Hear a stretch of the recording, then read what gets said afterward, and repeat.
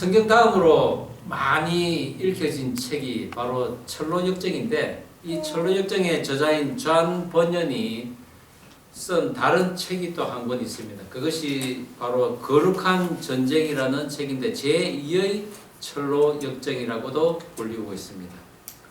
한 인간의 영혼 속에서 일어나는 영과 육의 그 싸움을 그린 책의 그 내용을 간단히 보면은 사람의 영혼을 상징하는 영혼성이라는 곳에 여러 종류의 사람의 그 마음을 상징하는 그 사람들이 살고 있습니다. 그런데 어느 날 하나님을 대적하다가 쫓겨난 사단을 상징하는 그 디아블로스라는 거인이 부하들을 이끌고 그 성으로 옵니다. 그리고 그 성에 사는 사람들을 유혹하고 속이면서 마침내 그 성을 차지하게 됩니다. 디아블로스가 그 성을 차지함으로써 많은 그 성 사람들은 이제 디아블로스를 왕으로 모셔야 됩니다. 그리고 그들의 삶은 마치 노예와 같은 삶을 살게 되는 것입니다. 그러나 하나님이 지으신 이 영혼성에서 들려오는 그 부르짖음을 하나님께서 들으시고 이제 하늘에 그 하나님의 아들이신 임마누엘 왕자를 그 사단의 종로를 타는 사람들을 구해내기 위해 보냅니다. 믿음 장군, 확신 장군, 그리고 심판 장군을 대변하는 복음과 성령의 그 역사를 대동하여서 임마누엘 왕자가 마침내 그 성을 탈취하여 영혼성의 사람들을 해방시킨다는 내용입니다. 이 책은 거듭난 그리스도인에게 그리스도인으로서 싸워야 할 그 전쟁이 과연 무엇인지 알리고 그리스도인의 그 자유의지가 어떤 역할을 하는지, 또한 하나님을 믿는 그 믿음이 어떻게 마귀의 흉계와 유혹을 이겨내며 인간 내면에 있는 여러 모양의 죄성을 물리칠 수 있는지 섬세하게 묘사하고 있습니다. 그것은 곧 하나님의 거룩한 전쟁 이야기입니다. 오늘 하나님께서 이스라엘 백성들에게 그러한 전쟁을 수행하라고 하십니다. 민수기는 백성들의 수를 헤아린다라는 의미라고 했습니다. 그런데 실제 제목은 무엇인지 기억이 나십니까? 베미드바르, 광야에서라는 의미였다고 했습니다. 그렇습니다. 민수기의 전반적인 내용은 광야를 걷고 있는 이스라엘 그 백성들의 이야기인데 그것은 전쟁의 이야기이기도 합니다. 약속의 땅을 향해 나아가는 그 이스라엘 백성들을 대적하고 그리고 그들을 유혹하는 수많은 그 적들과의 전쟁, 그리고 그 땅을 향해 가는 백성들의 자신들이 그 내면과 싸우는 그런 영적인 전쟁 이야기입니다. 그것은 오늘날 광야와 같은 세상을 살아가는 우리들의 이야기이기도 합니다. 40년 동안 광야를 걸었던 이스라엘 백성들 드디어 가나안 땅에 들어갈 시점에 놓여 있습니다. 하나님께서는 모세를 통해서 다시 한번 율법을 알려주시고 그 땅에서 지내야 할 제사의 절기와 규례의 방법 등을 말씀해 주셨습니다. 그런데 그 땅에 들어가기 전에 정리해야 될 것이 남아 있습니다. 그것은 바로 이스라엘 백성들의 정결례로서 발람과 발락에 의해 이스라엘 백성들이 하나님 대신에 우상에게 제사를 지내며 음행을 저지른 그 사건의 뿌리를 완전히 제하는 것이었습니다. 발람과 그 발락의 계략으로 음행의 그 제사에 참여한 자들과 함께 이스라엘 백성들이 24,000명이 죽었습니다. 그런데 그 사건을 일으킨 발락과 그 발람에 대해서 치리했다는 이야기는 없습니다. 그런데 오늘 하나님께서는 그 사건에 연루했던 자들을 치리하라고 말씀하고 계십니다. 하나님께서는 이스라엘의 원수요, 하나님의 원수인 미디안 족속을 치라고 하시며 각 지파에서 1000명씩 도합 12,000명의 군사로서 미디안 성읍들을 공격하게 합니다. 그 전쟁으로 인해 미디안의 군사들과 또한 미디안의 그 5 왕들이 죽임을 당하고 그들로부터 획득한 막대한 전리품을 백성들에게 그리고 군사들에게 나누어 주십니다. 오늘 저는 가나안 땅에 들어가기 전에 하나님께서 치리하신 그 미디안과의 전쟁을 통해서 오늘날 성도들이 치루어야 할 그 전쟁은 어떤 모습인지 하나님의 전쟁에 참여하는 자라는 제목으로 함께 은혜를 나누고자 합니다. 하나님의 전쟁에 참여하는 자, 그 첫 번째는 하나님의 관점에서 싸워야 한다는 것입니다. 본문 3절 말씀 우리가 다시 한번 한 목소리를 읽어보겠습니다. 시작. 모세가 백성에게 말하여 이르되 너와 함께 있는 사람들 가운데서 전쟁에 나갈 사람들을 무장시키고 미디안을 치러 보내어 여호와의 원수를 갚되. 오늘 하나님께서는 본문에서 미디안을 치라고 하시며 그들은 이스라엘의 원수이기도 하지만 하나님의 여호와 하나님의 원수라고 하십니다. 그 원수를 갚는다는 것이죠. 사실 지금까지의 그 전쟁은 하나님께서 허락하신 그 땅을 향해 나아가는 가운데 대적하는 적들을 무찌르는 전쟁이었습니다. 엄밀히 말하자면 모든 것이 하나님의 속한 전쟁이지만은 특별히 이스라엘 백성들을 가로막고 백성들을 괴롭히는 그 족속들과 자국민에 속하면서 백성들을 교란시키는 그런 자들에 대한 전쟁이었습니다. 아말렉이 그랬고 그리고 가데스 바네아에서 패했던 가나안 족속이 그랬고 요단강 동편의 아모리 족속이 그랬고 그리고 심지어는 애굽에서 먹던 고기가 먹고 싶다고 사람들을 충동질했던 그런 무리들이 있었습니다. 그들에 대한 전쟁이었죠. 그런데 이 미디안 족속들은 사실 가나안에 들어가기 위한 지금 시점에서는 계획이 없던 그런 전쟁이었습니다. 물론 하나님께서 아브라함에게 주마라고 한 약속의 땅에는 애굽 강가에서부터 큰 강 유브라데까지 내 자손에게 주겠다라고 했습니다. 그것은 온 열방을 뜻하는 거지만 물론 미디안도 거기에 속해 있었습니다.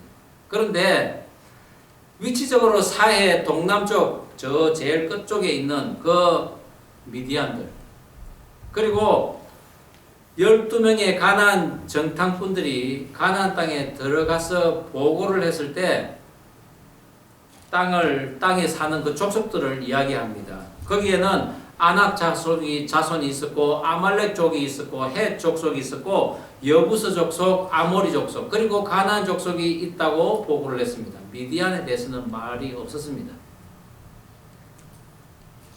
또한 혈연적으로 이 미디안이 누굽니까? 아브라함의 후처인 거두라의 자손 같은 조상의 후손들입니다.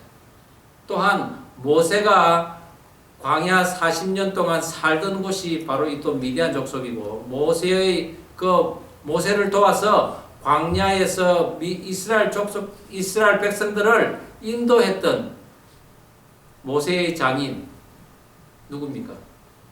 이드로. 그가 또한 미디안 족속입니다. 즉 모세의 처가 쪽이 다 미디안 족속입니다. 가나안으로 가는 길을 가로막았던 모압 족속이나 에돔 그리고 암몬 족속 그들이 아닙니다. 그런 미디안이 지금 여호와의 원수라는 것입니다. 그 이유는 바로 하나님과 이스라엘 백성들을 분리시킨 죄를 그들이 지었기 때문입니다. 그 음행의 제사를 통해서 하나님과 이스라엘 백성들을 분리시켰던 그것을 주도한 저주의 술사 발람과 모압 왕 발락에게 발람을 소개시켜준 미디안의 제사장들이 지금 그 미디안족에 있었던 것입니다. 민수기 24장 25절에 보면 제일 마지막 절에 보면은 발람이 일어나 자기 곳으로 돌아가고 라고 하고 있습니다. 그런데 발람이 자기 고향인 그 메소포타미아로 돌아간 것이 아니고 이 발람은 미디안족에 내려가서 거기서 숨어 있었던 것입니다. 그리고 다음 계획을 준비하고 있었던 것이죠. 하나님께서 약속한 땅을 차지하기 전에 먼저 미디안 족속을 치라고 한 이유가 바로 여기에 있는 것입니다. 우리가 생각하기에는 별 큰 문제가 되지 않고 대수롭지 않은 상황이라도 하나님의 입장에서는 대단히 심각하고 중요한 문제가 있습니다. 그것은 바로 하나님과 하나님의 백성인 우리 성도들과의 관계가 멀어지는, 또 그리고 그 관계를 멀어지게 이간질하는 그 죄가 엄청나게 큰 거라는 사실입니다. 물론 대가도 너무나 큰 대가를 치러야 합니다. 하나님께서는 결코 이런 것에 그 죄를, 이런 죄의 잔재를 남겨놓지도 않으시고 그 죄를 저지른 자가 숨어 있는 곳을 결코 찾아내시는 분도 하나님이시라는 것을 우리는 명심해야 합니다. 우리에게 죄의 잔재가 남아 있다고 합시다. 그렇다면 하나님께서는 반드시 그 죄를 찾아내시는 분이십니다. 처음에는 잘 모르지만은 조금 지남으로써 점차 우리 안에 그 역겨운 죄의 냄새가 나기 시작합니다. 그리고 그것이 점점점 올라오다가 마침내 터져 나와서 우리는 그 죄를 저지르게 된다는 것이 바로 그것이 바로 죄의 속성이라는 것입니다. 하나님의 관점에서 치르는 전쟁, 그것은 잔존하는 죄를 없애버리는 것인데, 그것은 오늘 본문에서 군사들이 싸워서 취한 전쟁 포로들에 대한 조치에도 나타납니다. 군사들이 미디안 군사들을 다 멸하고 이제 거기에 있는 미디안 여자들과 어린 아이들을 끌고 옵니다. 그런데 그것을 본 모세가 화를 냅니다. 너희들이 어찌 여인들을 끌고 오느냐? 저 여인들이야말로 너희들의 음행의 제사를 위해서 너희들을 유혹했던 장본인들이 아니냐? 그러면서 그 여인들과 장차 성장하여서 하나님을 대적할 소지가 있는 사내 아이를 전부 죽이라고 합니다. 그리고 오직 남자를 알지 못하는 어린 여자아이만 살려두라고 합니다. 오늘날의 인본주의나 박애주의라는 시각으로 볼 때 이것은 잔인한 일인지도 모릅니다. 그러나 당시의 전쟁은 그야말로 생존을 위한 전쟁이었기에 평등, 박애, 자비 이런 요소는 존재하지 않던 시대입니다. 하지만 하나님께서는 반드시 하나님께서 정한 범위 안에서, 그리고 그 한계를 결코 넘지 않는 선에서 하나님의 원수를 진멸하는 것입니다. 오늘날이라고 별반 다르지 않지 않습니까? 르완다를 비롯해서 세계 곳곳에서 같은 민족끼리 인종 청소라는 그런 명목 아래 남녀노소 구분하지 않고 살인을 저지르는 그런 상황입니다. 심지어는 어린 아이들에게도 폭탄을 장치해서 자살 테러를 감행하는 것이 오늘날의 세대입니다. 그래서 우리는 오늘 하나님의 관점에서 일어난 사건을 글자 그대로 받아들일 것이 아니라 하나님 외에 우상을 섬기는 일이, 또한 그것을 위해 미혹하는 자의 그 죄가 얼마나 큰 것인지 우리는 그것에 중점을 둬야 한다는 것입니다. 용서나 관용, 그것은 반드시 동정이나 연민과는 구분되어야 합니다. 하나님께서는 개인적 차원의 그런 원수를 갚지 말라고 하셨지 하나님의 원수는 반드시 진멸하라고 하셨습니다. 미디안에 대한 그 전쟁은 주변 국가를 무차별로 공격하고 또한 그들의 재물을 마음대로 약탈하고 사람들을 죽이고 하는 그런 전쟁이 아니라는 것입니다. 이스라엘 군사가 무찌른 그 미디안 왕들 가운데 수르라는 왕이 있는데, 그 왕은 바로 비느하스가 창으로 찔러 죽인, 이스라엘 진영까지 끌고 들어온 그 미디안 여인 고스비와 함께 죽인 그자와 함께 있던 여인입니다. 바로 고스비. 그 여인의 아버지가 이 미디안의 왕인 수르였습니다. 이처럼 악의 씨앗은 악의 열매로부터 얻어지는 법입니다. 당시에 여기저기서 흩어져 살던 그런 시대임을 감안하면 이때 점령되지 않은 미디안 족속들은 나중에 사사기 시대 때 가서 동방 세력과 함께 이스라엘 백성들을 끊임없이 괴롭히던 그런 상황을 연출하게 됩니다. 그런 악을 다시 저지르게 된다는 것입니다. 저와 여러분이 하나님의 전쟁에 참여하는 성도들입니다. 그렇다면 저와 여러분은 지금 하나님의 관점에서 전쟁을 치르고 있는지 살펴봐야 할 것입니다. 내 안에 해결되지 않은 죄가 여전히 남아있다면 반드시 그 죄를 깨끗이 하고 다음 단계로 나아가야 할 것입니다. 자기 연민적이고 세상적인 그런 편견과 눈으로 적당히 넘어가며 그리하여 죄에 대해서 악에 대해서 관대한 그런 마음 결코 하나님의 관점이 아니라는 것을 명심하시기 바랍니다. 악은 어떠한 모습이라도 없애고 버려야 한다는 것입니다. 그리고 그런 결단하는 삶을 우리 성도는 반드시 살아야 된다는 것을 명심하시기 바랍니다. 하나님의 전쟁에 참여하는 자, 그 두 번째는 하나님께서 책임지신다는 것입니다. 본문 48절 49절 다시 한번 한 목소리를 읽어보겠습니다. 시작. 군대의 지휘관들 곧 천부장과 백부장들이 모세에게 나와서 모세에게 말하되 당신의 종들이 이끈 군인을 계수한즉 우리 중 한 사람도 충나지 아니하였기로.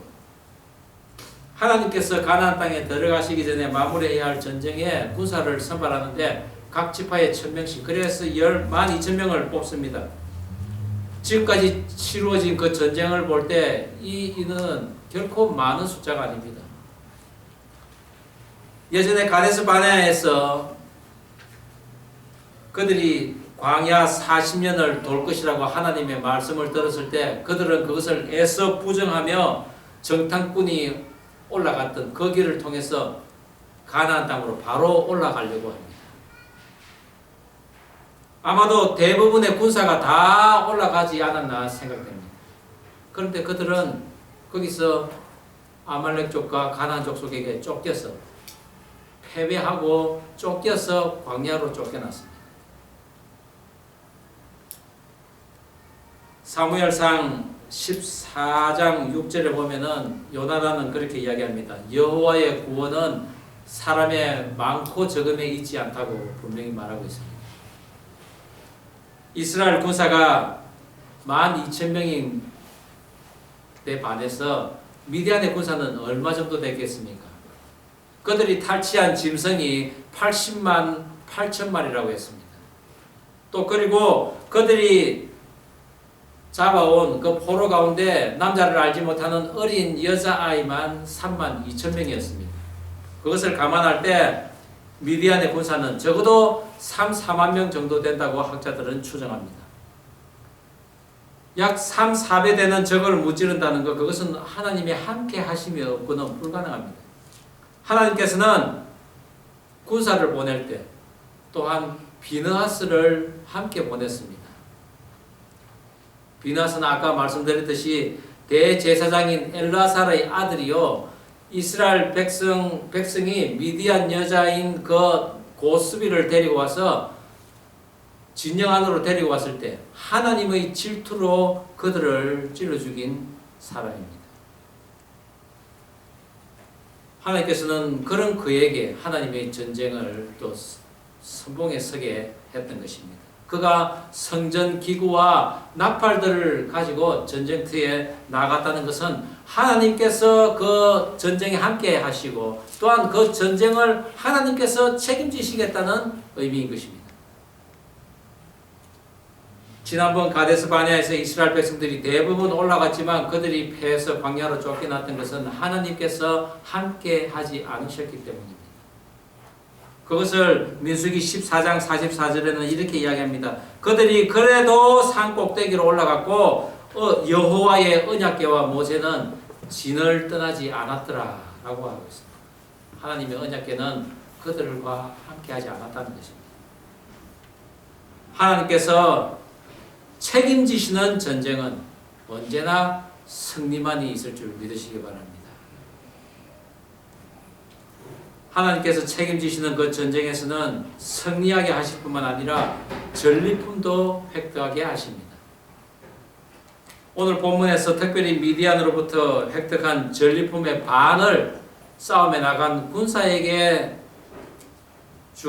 주셨습니다. 그리고 나머지 반은 진중에 남아있는 백성들에게 주었는데 군사 한 사람 앞에 짐승 33마리와 포로 1명씩을 주었다는 계산입니다.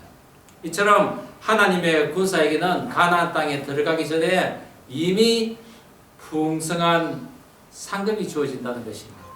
그리고 하나님 땅에 그 약속의 땅에 들어가기 전에 이미 승리의 기쁨을 맛보게 하신다는 것입니다. 또 하나 하나님께서 책임지신 증거는 전쟁에 참여한 12,000명의 군사 중에 한 명도 죽지 않았다는 사실입니다. 이로 인해 전리품을 받은 군사들은 별도로 탈취한 귀걸이, 목걸이, 손목걸이 그것을 하나님 앞에 자기가 목숨을 구한 속전의 대가로 드렸다고 성경은 이야기하고 있습니다. 이처럼 하나님이 함께 하신 전쟁에는 승리와 전리품과 그리고 생명이 함께 한다는 사실입니다. 단 모든 전리품에 대해서는 반드시 정결례를 치러야 합니다. 또한 싸움에 나간 군사도 정결례를 치러야 합니다. 그래서 일주일간 진 밖에 있게 하시고 그리고 전리품에 대해서는 불에 견디는 것은 불을 지나가게 하고 불에 견디지 못하는 것은 물로 씻음으로써 하나님 앞에 그리고 모든 하나님의 백성들이 쓰기에 부정함이 없도록 하신 것입니다. 그것은 어떠한 재물이라도 하나님의 말씀으로 그리고 성령으로 가르침 받는 그런 성결의 예식을 반드시 거쳐라는 것입니다. 우리가 세상에서 많이 벌면 벌수록 그 재물을 말씀으로 비추어 보고 또한 성령의 말씀, 성령의 함께 하심으로 그것을 비추어 봐야 합니다. 그리고 하나님 앞에 겸손하게 살아갈 수 있어야 된다는 것입니다. 예수님께서 잡히시기 전날 밤에 세상에 남겨져 이제 이 땅에서 하나님의 전쟁을 치룰 제자들에게 말씀하셨습니다. 그것이 요한복음 16장 33절 아주 중요하고 담대한 하나님의 말씀입니다. 우리 이것을 한 목소리로 다시 한번 읽어볼까요? 16장 33절 이것을 시작 이것을 너희에게 이름은 너희로 내 안에서 평안을 누리게 하려 하심이라. 세상에서는 너희가 환난을 당하나 담대하라 내가 세상을 이겼노라 하시니라. 주님의 제자들이 이제 광야에서 살아가면서 주의 복음을 전하는 그런 군사가 되어서 하나님의 전쟁을 치를 때 주님이 책임지시겠다는 것입니다. 주님이 함께함으로 평안을 누릴 것이요 주님이 함께 하심으로 세상을 이길 것이라고 하십니다. 그것이 하나님의 전쟁에 참여하는 자가 받는 은혜요 축복인 것입니다. 저와 여러분이 하나님의 전쟁에 참여하는 자로서 받을 상급은 무엇입니까? 우리가 비록 적은 12,000명의 군사로서 엄청난 세력인 이 세상에서 큰 군대와 전쟁을 하는 것 같습니다. 또한 광야와 같은 세상에서 땀을 흘리며 비바람 불고 창수가 흘러내리는 것 같습니다. 하지만 하나님께서 우리를 책임지시기에 우리의 몸은 상하지 않을 것입니다. 하나님께서 책임지시기에 우리에게는 세상에서의 풍성한 전리품을 획득하게 하실 것입니다. 그런 은혜와 축복을 받는 삶이 저와 여러분에게 있기를 주의 이름으로 축원합니다. 앞서 예를 들은 잠언년의 그 거룩한 전쟁에서는 인간의 그 영혼을 상징하는 그 영혼성에는